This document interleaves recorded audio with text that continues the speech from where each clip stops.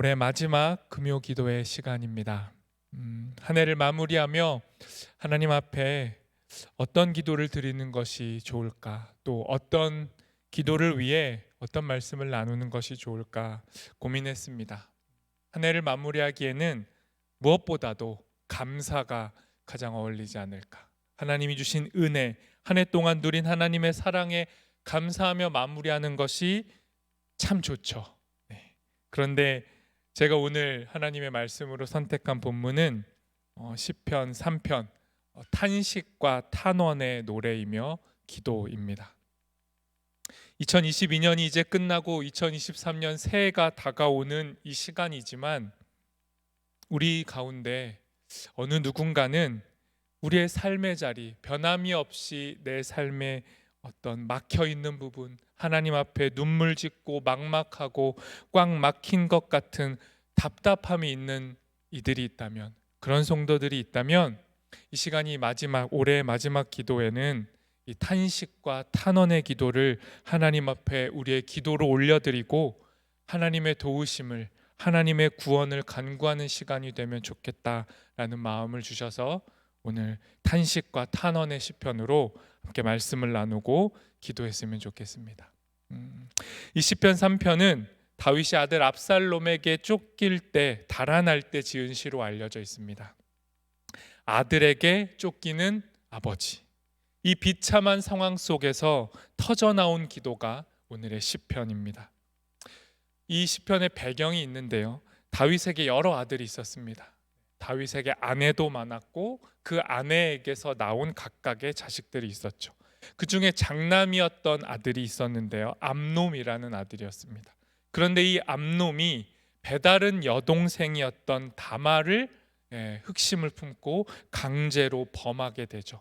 그리고 그 다말의 오빠였던 압살롬은 이것 때문에 분노했고 암놈을 결국에는 죽이고 맙니다. 그리고 이 일로 도망쳐야 했죠. 그래서 압살롬이 먼저 도망자의 신세가 됐고, 그렇게 오랜 시간이 흘러서 압살롬은 다시 왕궁으로 돌아옵니다. 왕궁으로 왔지만 아버지와의 관계는 이미 틀어져 버렸습니다. 이로 인해서 압살롬이 반란을 계획하게 되었고 결국에는 그 반란을 시행에 옮깁니다. 이렇게 돼서 다윗이 아들에게 쫓겨서 도망치는 신세가 된 겁니다. 그렇게 광야로 쫓겨나간 다윗이 자신의 현실과 마음을 하나님 앞에 쏟아내며 기도하는 것이죠. 이 시편은 한 남자가, 아니 한 사람이 가정의 문제 때문에 괴로움을 겪고 이것이 외부로 알려져서 외부에도 또 망신을 당하고 조롱을 받고 그래서 더 조바조바하고 그렇게 위축돼 있지만, 이런 상황에서도 가정도 회복해야 되고 이 모든 상황을 수습해야 하는 이 힘겨운 부담감 속에서 터져나온 기도인 것입니다. 그래서 세월과 시간을 넘어서 지금도 이 시편 3편은 다윗의 시일 뿐만 아니라 우리 모두의 기도가 될 수 있는 것입니다. 오늘의 시편을 제가 탄원시, 탄식하는 시편이라고 했는데요, 이 한번 구조를 위해서, 이 시를 이해하기 위해서 비교를 해보겠습니다. 시편에 여러 가지 시들이 있는데 방금 제가 말씀드린 탄원의 시가 있고 반대편에는 찬양시가 있습니다. 하나님을 찬양하는 거죠. 그런데 이 찬양시는 하나님이 나와 가까이 계신다, 하나님이 우리와 함께 하신다라는 고백이 터져나올 때 찬양이 되는 것이고요. 그럼 반대로 탄식의 시는 언제 나오냐면 하나님이 나에게 가깝지 않다, 분명 하나님이 살아계시는 건 맞지만 그 하나님이 내 삶에서 너무도 멀게 느껴진다. 하나님이 임재하시면 찬양을 할 수 있지만 하나님이 부재하시면 탄식과 탄원이 터져 나오는 거죠. 지금 다윗은 이 시편 3편은 하나님의 부재, 하나님의 멀리 있음을 느낀 시인이 탄식하고 있는 겁니다. 이 탄식의 시들의 공통적인 구조 모양이 있습니다. 처음에는 탄식이 하나님의 이름을 부르는 걸로 시작합니다. 하나님의 이름을 간절히 부릅니다. 그리고 탄원하는 자는 두 번째로 원수로 인해 자기가 얼마나 힘든지를 터뜨립니다. 하나님, 제가 이러이러해서 힘이 듭니다. 이렇게 기도를 하는 거죠. 그리고 기도는 그렇게 끝나지 않고 마지막에는 하나님에 대한 신뢰, 하나님이 이 상황 가운데에도 나와 함께 하신다라는 이 하나님에 대한 신뢰와 하나님을 기억하는 찬양의 고백으로 다시 끝이 나게 됩니다. 그러니까 탄식시라고 해서 탄식으로만 끝나지 않고 결국 탄식은 찬양으로 바뀌는 거죠. 오늘의 시편 3편이 이 전형을 그대로 보여줍니다. 1절 말씀부터 살펴보겠습니다. 1절 말씀 제가 읽겠습니다. 여호와여, 나의 대적이 어찌 그리 많은지요. 일어나 나를 치는 자가 많으니이다.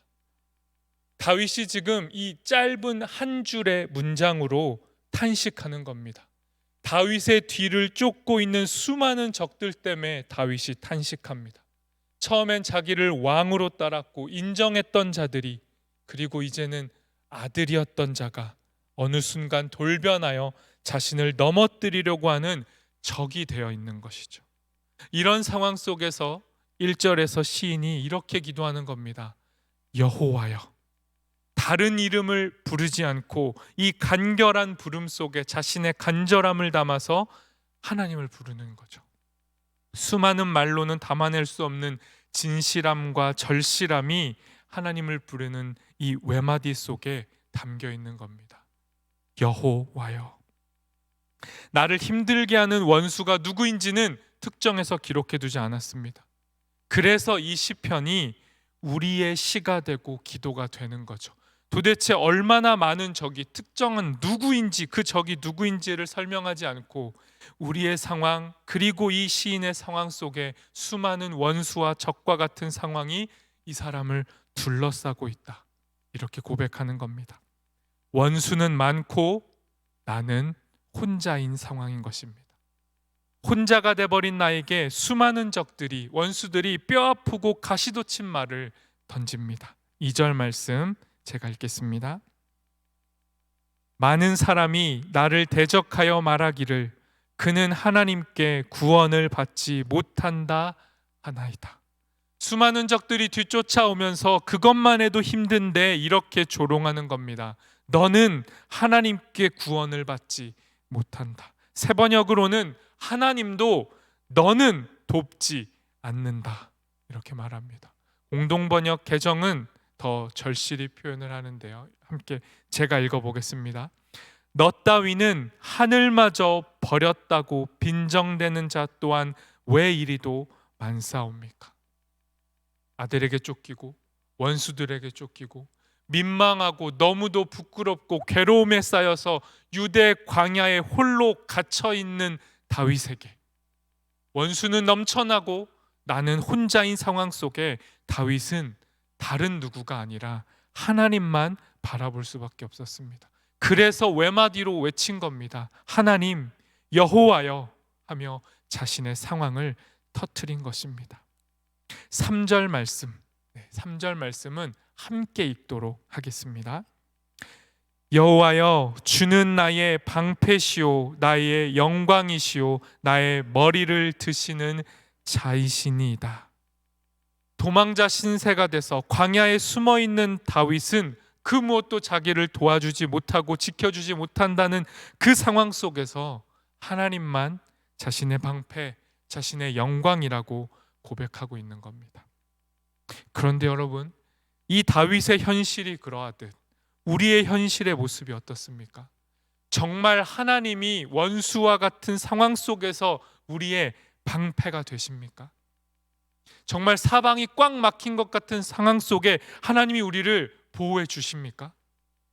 하나님께서 나의 원수들의 공격을 막아주시고 내 억울함을 대신 변호해 주시고 내 위급한 상황에서 나를 잘 건져 주시나요? 2022년 올 한 해 여러분의 삶 속에, 여러분의 기도 속에, 여러분의 응답 속에 하나님이 정말 방패 되시고 영광 되시는 응답들이 넘쳤는지, 아니면 여전히 우리는 하나님을 부르짖을 수밖에 없는 광야 같은 상황 속에 있는지 우리 자신을 돌아봤으면 좋겠습니다. 올 한 해, 아니 믿음을 가지고 살아온 우리 인생의 여정 속에서 하나님의 도우심은 정말 희박하게 나타날 때가 너무나 많습니다. 그래서 우리가 입술로는 하나님이 우리의 영광이십니다 고백하지만 우리의 영혼에서부터 진심을 다해서 하나님이 우리의 영광이십니다라는 고백을 하는 게 쉽지가 않은 것이 우리의 현실입니다. 하나님이 방패시라는 이 다윗의 고백은 우리 삶의 모든 고통으로부터 하나님이 우리를 막아주신다는 고백이 아닙니다. 다윗의 상황을 하나님이 다 막아주고 계셔서 다윗이 하나님이 내 방패십니다라고 고백한 게 결코 아닙니다. 다윗은 지금 계속 얻어맞고 있었고 조금만 방심해도 칼에 찔릴 수 있는 위협 속에서 고통을 당하고 있는 순간 속 그 자리에서 고백한 겁니다. 그럼에도 하나님이 내 방패시고 영광이십니다. 다윗이 왜 이런 고백을 할 수 있었습니까? 다윗이 어떻게 이 말을 할 수 있었습니까? 다윗은 믿음으로 고백한 겁니다. 다윗은 자신의 인생의 경험을 통해 하나님을 알고 있었습니다. 하나님은 이 땅을 살아가는 우리 곁에 머무시는데 하나님이 머무시는 자리는 바로 우리의 고통의 자리입니다. 고통이 없는 동행이 아니라 고통 가운데 함께 하시는 하나님이 임마누엘의 하나님이심을 다윗이 알았습니다. 그래서 그는 고통 속에서도 하나님을 고백했던 겁니다.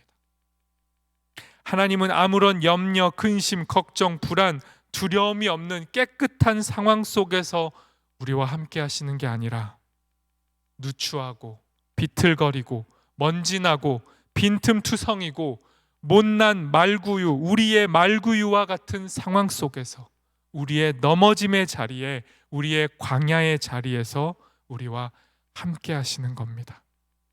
우리가 성탄절에 고백했듯이 벌거벗은 연약한 아기의 모습으로 이 땅에 오신 예수님께서는 출생부터 고통이었고 삶의 여정도 고통의 연속이었고 십자가에서 죽으시는 순간에도 고통의 절규와 비명 속에서 눈을 감으셨습니다. 이 예수님이 우리가 고백하는 하나님입니다. 그래서 성경은 이 예수님의 삶 전체를 하나님의 영광이라고 고백하는 겁니다. 그래서 예수님 안에 우리의 진정한 방패와 위로가 있고 하나님의 영광의 본체가 담겨 있는 겁니다. 우리가 기대하는 반짝거리는 영광과 방패는 아니지만 우리가 기도하는 그 기도의 제목의 응답처럼 하나님이 멋지게 방패와 영광으로 우리를 찾아오시는 것은 아니지만 믿음은 우리의 눈과 입술을 열어 하나님의 구원을 바르게 노래하게 해줍니다. 믿음은 우리의 기도를 바르게 인도해 주는 것입니다. 여러분 요즘 인기 있는 영화가 있는데요. 혹시 영웅 영화 보셨나요? 네, 또 이런 거 좋아하시는 분들 많이 보셨을 텐데 조국의 독립을 위해서 자기 전부를 바친 독립운동가 안중근의 삶을 다룬 뮤지컬 형태의 영화입니다. 안중근은 원래는 나라의 독립을 위해서 교육 운동을 했던 사람이죠. 총칼 들고 싸우려 했던 건 아니고요. 계몽을 해야겠다, 지식의 힘을 길러야겠다 해서 학교 세우고 교육 운동을 하다가 일제 침탈이 너무 심해지니까 이제는 안 되겠다 해서 무장투쟁으로 방향을 바꾼 겁니다. 그런 과정을 거치다가 안중근은 마침내 만주 하얼빈에 이토 히로부미가 나타난다라는 첩보를 입수하고 그를 사살하기 위해서 그 자리에 섰고 그 자리에서 이토 히로부미를 사살하고 30살밖에 되지 않은 청년의 나이에 예수님과 비슷한 그 나이에 순국하게 됩니다.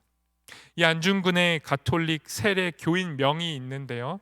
그게 토마스였습니다. 가톨릭 기독교 신앙을 가지고 있던 사람이었는데 그의 신앙 이름이 세례명이 도마였던 것이죠.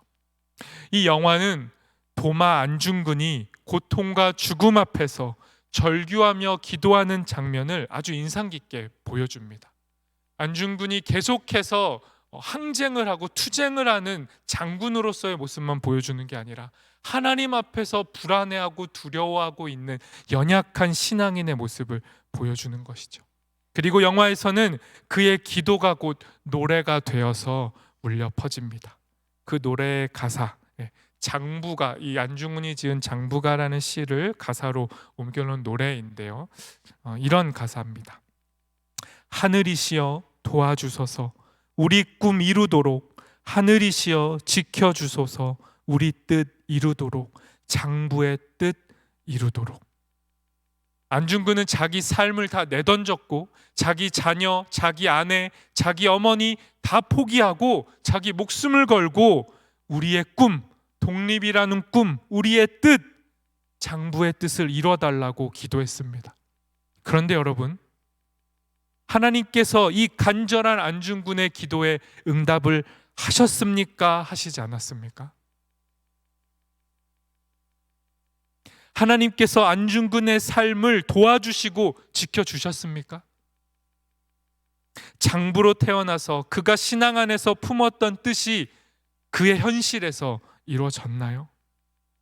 안중근이 꿈꿨던, 그토록 꿈꿨던 나라의 독립, 동양의 평화, 안중근 보지 못했습니다. 그렇게 숨을 거뒀습니다.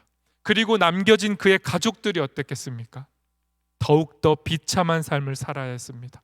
안중근의 첫 번째 아들은 원인도 모를 병에 걸려 일찍 죽었고, 둘째 아들과 그의 아내는 망명 생활을 끊임없이 떠돌아다니는 인생을 살아야 했습니다.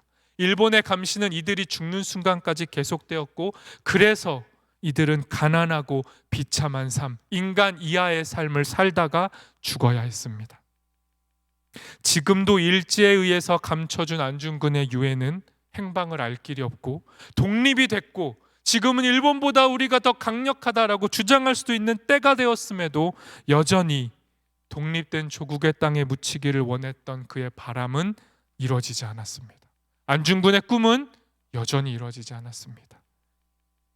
그럼에도 그는 하나님을 믿었고 하나님의 이름을 부르며 기도했습니다. 다시 묻겠습니다.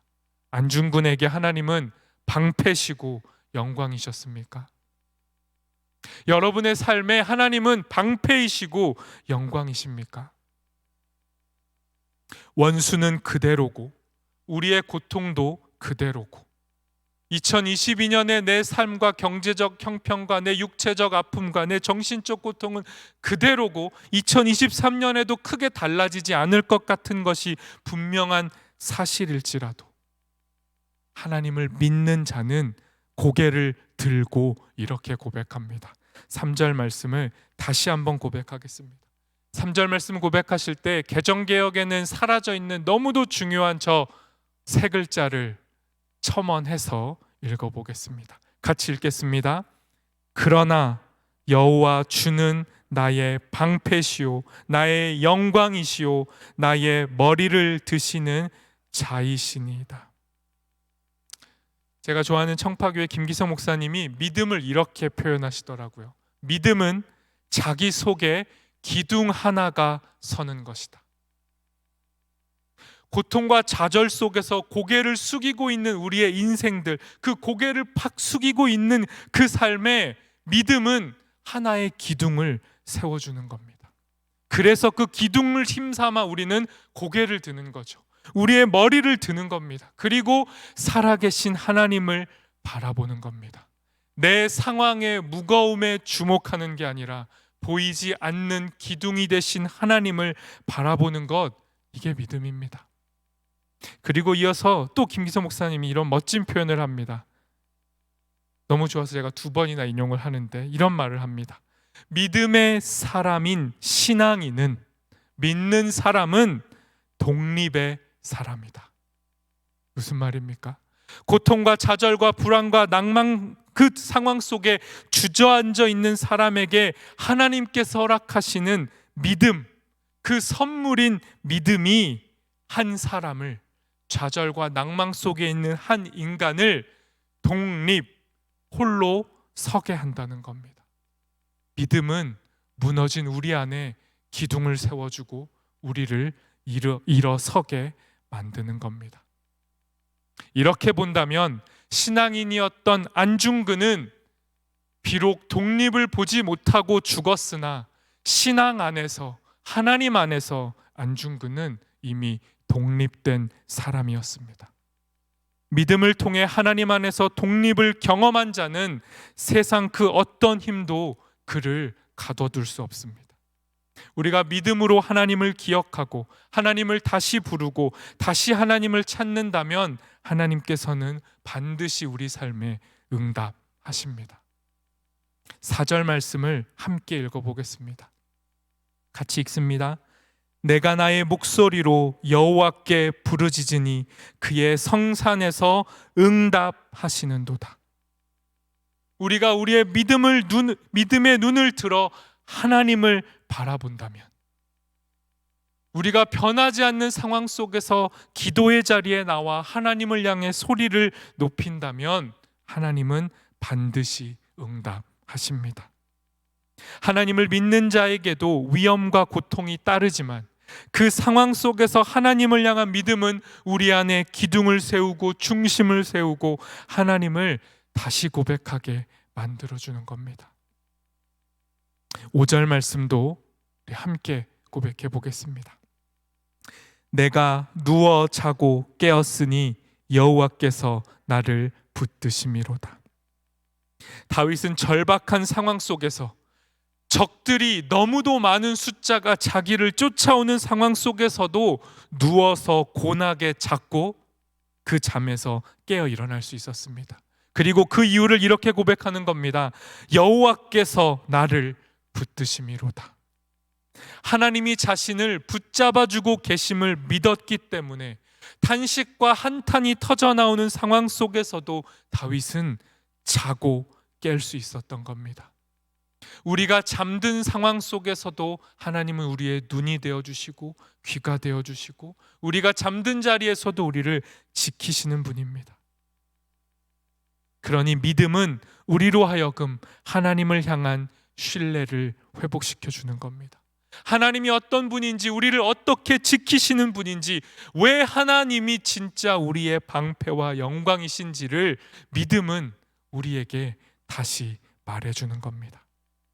하나님을 향한 믿음, 신뢰를 회복한 다윗의 기도는 이제 더 이상 탄식에 머물러 있지 않습니다. 탄식을 넘어 담대한 기도로 변화됩니다. 6절 말씀 함께 읽어보겠습니다.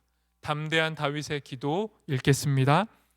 천만인이 나를 애워싸 진친다 하여도 나는 두려워하지 아니하리이다. 그렇게 위축되고 움츠러들고 있었던 다윗이 전혀 이상한 고백을 해버리는 겁니다. 믿음의 눈을 뜨게 된 다윗이 자신을 위협하고 둘러싼 수많은 적들 앞에서, 천만인처럼 돼 보이는 수많은 적들 앞에서 자기는 이제 더 이상 두렵지 않다고 고백하는 겁니다. 1절에서 했던 고백과 정반대의 고백을 하는 겁니다. 하나님, 나를 괴롭히는 자들이 너무너무 많습니다. 왜 이런 상황을 내가 겪어야 합니까? 했던 그 다윗이 6절에 와서는 천만인이 나를 애워싼다 해도 나는 두렵지 않습니다. 이렇게 하나님 앞에서 고백하는 겁니다. 탄식에서 담대함으로 변화된 이 믿음의 기도가 우리의 삶에서 경험되기를 소망합니다. 이 같은 기도를 통해 우리의 삶도 변화되기를 소망합니다. 그리고 마침내 다윗은 7절에서 이렇게 고백합니다. 오늘 중심되는 말씀 7절 같이 고백하겠습니다. 여호와여 일어나소서, 나의 하나님이여 나를 구원하소서. 주께서 나의 모든 원수의 뺨을 치시며 악인의 일을 꺾으셨나이다. 여호와여 일어나소서, 다윗의 특별한 용법이 아닙니다. 여호와여 일어나소서, 이 말은 이스라엘이 전쟁을 할 때마다 법궤를 메고 나갔고 칼과 창을 제일 앞세우지 않고 하나님 말씀이 담긴 법궤를 진 제일 앞에 배치하고 전쟁을 하러 갔습니다. 그리고 그 법궤를 앞세우고 이스라엘 백성은 이렇게 외쳤습니다. 여호와여 일어나소서. 우리의 구원, 우리의 승리는 여호와께 있습니다. 전쟁 중에 있던 백성들의 탄원, 그들의 외침이 여호와여 일어나소서입니다. 그러니 지금 다윗이 여호와여 일어나소서라고 하는 건 이 전쟁 같은 상황 속에서 내 편은 아무도 없고 온통 적들로 가득한 이 전쟁, 패전이 눈앞에 있는 불리한 전쟁 상황 속에서 다윗이 외친 겁니다. 여호와여 일어나소서. 나를 무릎 꿇게 하는 상황 속에서도 나의 방패와 영광은 하나님 한 분이시니 일어나소서, 나를 일으키소서 기도한 겁니다. 다윗이 외친 겁니다. 하나님, 내 영혼의 기둥 되어 주시고 나의 중심이 되어 주셔서 내 안에서 일어나소서, 우리를 구원하소서. 그리고 2절에서 하나님도 너를 버렸다라고 조롱했던 그 악인들의 악인들의 입술, 악인들의 입을 하나님께서 꺾으셨다고 노래합니다. 실제 다윗의 원수들은 넘어진 적 없습니다. 지금도 쫓아오고 있습니다. 그런데 다윗이 믿음으로 이미 미리 선포하는 겁니다. 이미 하나님이 너희 그 악인들의 입술, 내가 하나님께 버림받았다라고 했던 그 조롱, 그 모든 입이 이미 하나님을 통해 꺾여졌다. 너희는 꺾였고 나는 승리했다라고 선포한 겁니다. 그리고 이 노래, 이 시편은 마지막 기원으로 이어집니다. 오늘의 시편 마지막 절 함께 읽겠습니다. 구원은 여호와께 있사오니 주의 복을 주의 백성에게 내리소서. 기도를 마치며 다윗이 결론을 내립니다. 자기의 현실과 삶은 탄식과 탄원이고 여전히 탄식과 탄원이지만 그는 믿음의 눈으로 하나님의 영광과 승리를 바라봤고 마지막은 이렇게 고백하는 겁니다. 우리의 구원, 나의 구원이 하나님께 있습니다. 그러니 하나님의 복을 하나님의 백성에게 내려주십시오. 우리는 하나님을 믿고 살아가지만 우리의 삶에는 다윗처럼 여전히 풀어야 할 숙제들이 가득합니다. 올해도 그 숙제가 너무 많았고 저만 그러지 않을 거라 확신하는데 그 숙제 다 풀지 못하셨을 겁니다. 그 밀린 숙제를 새해에 해야 합니다. 새해에는 올해보다 더 많은 숙제들이 우리를 기다리고 있을 수도 있습니다. 하지만 하나님을 신뢰하는 사람들, 믿음의 사람들은 과거에도 그랬고 지금도 구원은, 그 숙제의 완성은 오직 하나님께 있음을 노래하는 사람들이었습니다. 구원은 하나님께 있으니, 승리는 하나님께 있으니 주를 믿는 자들에게 주의 복을 내려 주시옵소서. 우리가 기대하고 우리가 원하는 모양의 복이 아니라 하나님의 복을 우리에게 내려 주시옵소서. 텅 비고 메마르고 가냘픈 상황이 나의 현실일지라도 하나님께서는 우리의 인생을 하나님의 복과 영광의 그릇으로 사용하심을 믿으시고, 여러분의 상황과 형편을 가지고 하나님을 결론짓지 마시고 우리의 모양과 상관없이 우리 그대로를 하나님이 영광의 그릇으로 사용하신다라는 이 영광된 믿음을 가지시고 하나님 이름을 부르며 기도하며 올해를 마무리하고 새해로 나아가는 우리 되기를 소망합니다. 여호와여 일어나소서. 이 기도, 우리의 영혼을 향한 모든 공격에 대항할 최후의 신앙 행위인 이 기도를 가지고 오늘 이 밤을, 우리에게 주어진 하루하루를 살아가는 우리 되기를 소망합니다. 이 시간 찬양하시고 우리 기도하도록 하겠습니다. 주신 말씀을 기억하시면서 찬양의 가사를 바라보시며 우리의 마음을 고백했으면 좋겠습니다.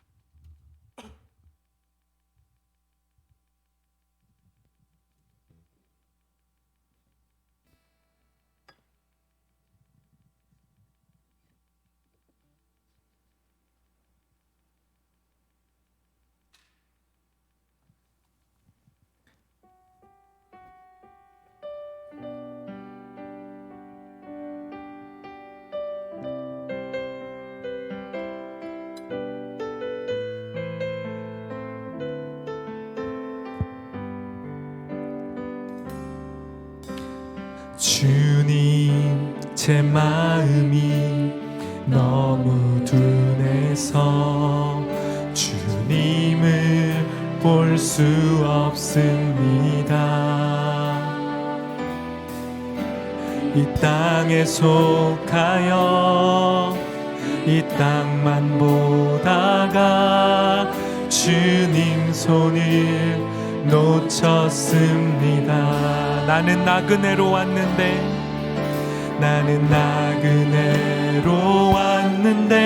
왜 주저앉게 되었나.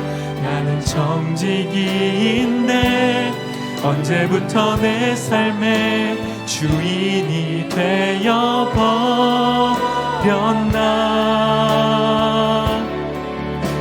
믿음이 없이는 기쁘시게 못하나니 고된 수고도 다 헛될 뿐이라.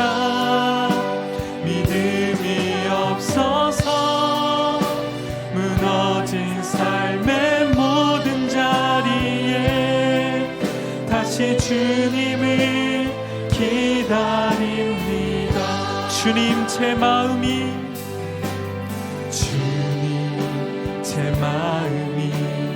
너무 둔해서 주님을 볼 수 없습니다. 이 땅에 속하여 이 땅만 보다가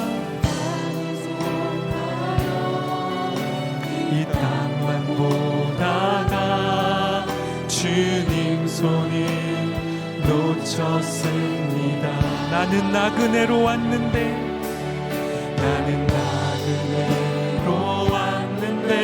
왜 주저앉게 되었나. 나는 정직이인데 언제부터 내 삶의 주인이 되어 버렸나. 믿음이 없이는 기쁘시게 못하나니 고된 수고도 다 헛될 뿐이라. 믿음이 없어서 무너진 삶의 모든 자리에 믿음이 없이는 기쁘시게 못하나니.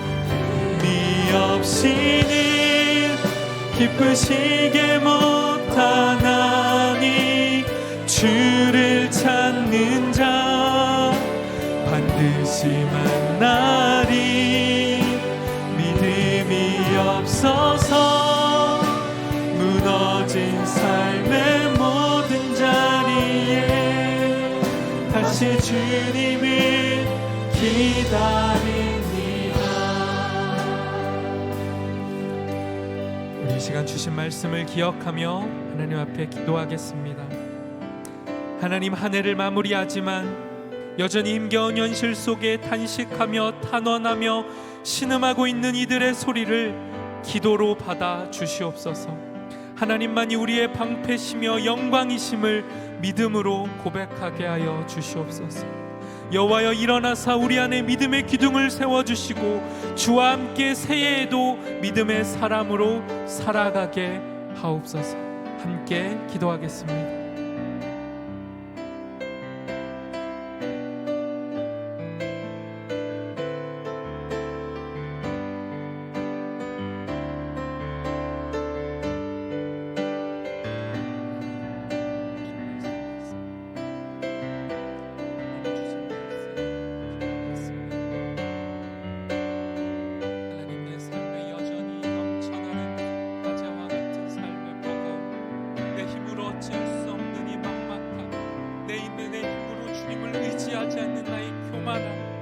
내 힘으로 돌파하려 하는 나의 나태함, 하나님 내 모든 생각을 아시오.